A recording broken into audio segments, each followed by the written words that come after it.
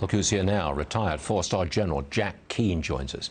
General, can you just give us your assessment of where the battlefield stands as of now? Yeah, well, certainly it's still stalemated, as we've been reporting for a number of days now. And I think what is happening with the Russians, I think, Stuart, I mean, they have likely concluded that they don't have the capability right now to take the capital city of Kyiv. I mean, obviously, they've repeatedly tried to bring down their artillery now for over a month to encircle the city so they can really decimate the city with those area-type weapons. And they've been completely unsuccessful in doing that. And that's why I think they've offered up this so-called concession as part of the negotiations. Well, we're going to de-escalate.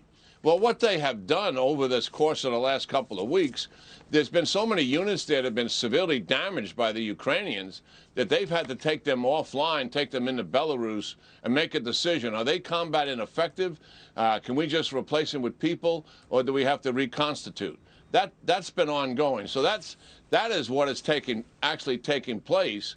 And I also think that part of this ploy with the goodwill concession that they, in theory, are making is they want the Ukrainians to stop counterattacking and retaking territory around Kyiv. And that's the last thing the Ukrainians should do.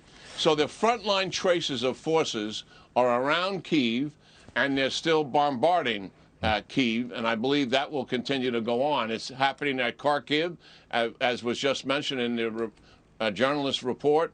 And down in the Donbass region, there's intense fighting taking place down there.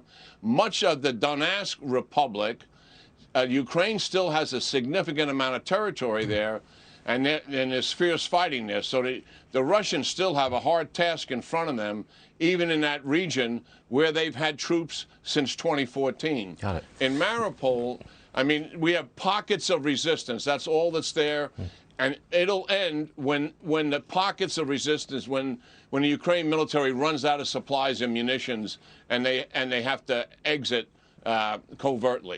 Okay. Then that thing will end. That's, I think, where we are. Now, we have a report that Ukrainian fighters have attacked inside Russia, just over the border, but inside Russia.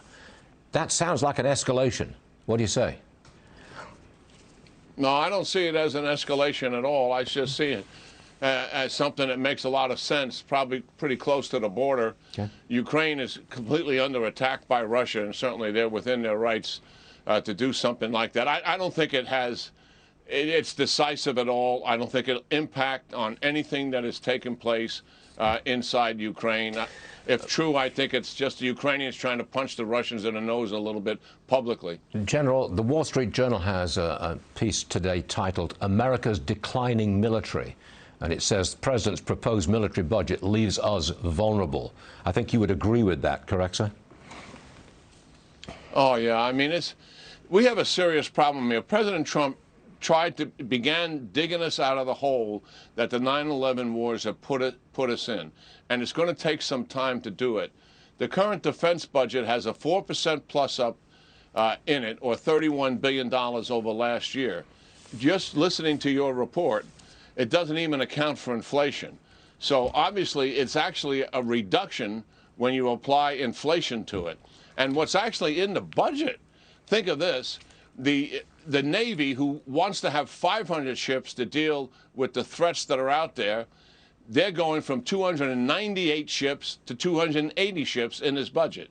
The Air Force, as the Wall Street Journal reported, is the oldest and also smallest Air Force we've had in decades. And the Army is going from 485,000 troops to 473,000 troops. Listen, given the threats we have with China and with Russia and Iran, this makes no sense. We've got to step up and face the reality here. General, I'm out of time, but that's real good stuff. Thanks for being with us. General Jack Keane, sir. See you again soon, I hope.